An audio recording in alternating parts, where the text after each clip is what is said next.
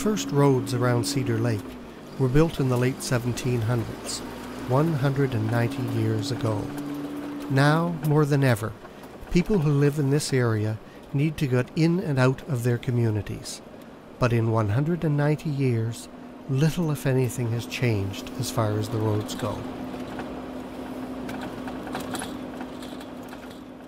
Yes, the roads have been widened, and there are ditches, large, deep, and almost totally useless. Many equally ineffective and poorly installed culverts have been laid. Tens of thousands of dollars worth of gravel and stone have been deposited on the road surface over the years, only to disappear deep, deep into the soft, wet soil underneath, because there's no solid foundation to stop it.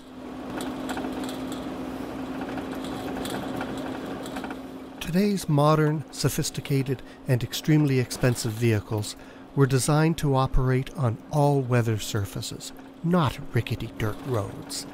And these vehicles are equally expensive to repair. Yet year after year, we are forced to operate them on roads little better than they were when they were first laid down.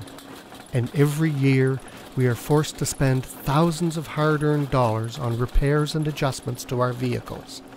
Repairs that are necessary solely because we have no choice but to use these roads.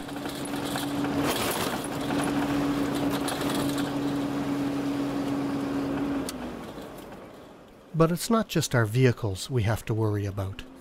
Every year, as we watch our roads fall apart yet again, we worry whether emergency vehicles such as ambulances and heavy fire trucks will be able to get to us on time, or at all.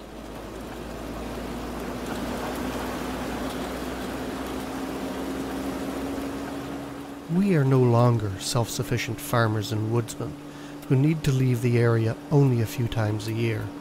Those days are gone.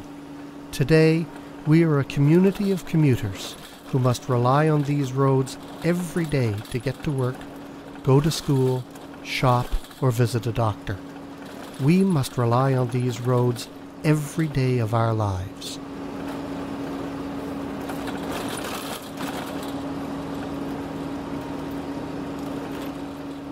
Those who only drive on these roads in the summer may think that the hard, almost pavement-like quality of our roads leaves little to complain about.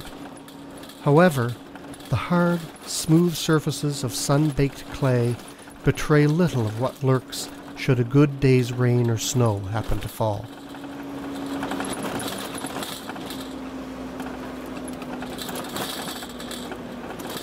Drive down these roads 24 hours after a major storm, or any time between late fall and late spring, and you're almost sure to find deep, frozen channels constantly trying to take over your steering, bottomless pits ready to rip out your oil pan, sunken trenches over poorly installed culverts, and always, always, virtually impassable quagmires of mud, water, and potholes covering the entire road surface.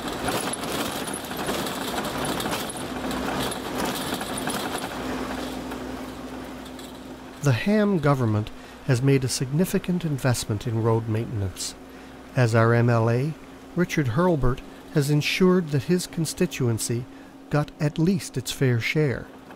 The Yarmouth Roads Committee has done a great job of helping to prioritize road work in the area.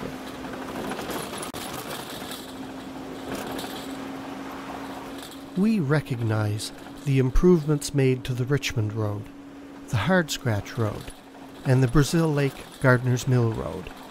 But residents living on these roads had one big advantage that we never had. These roads were paved to begin with, and driving on them, even in their horrible, unimproved condition, was an order of magnitude better than anything we have ever experienced. The residents of these paved roads pay the same tax rate as us. The population density along these roads is no greater than ours, and they were not required to pay for the paving costs. So why are their roads paved while ours are not?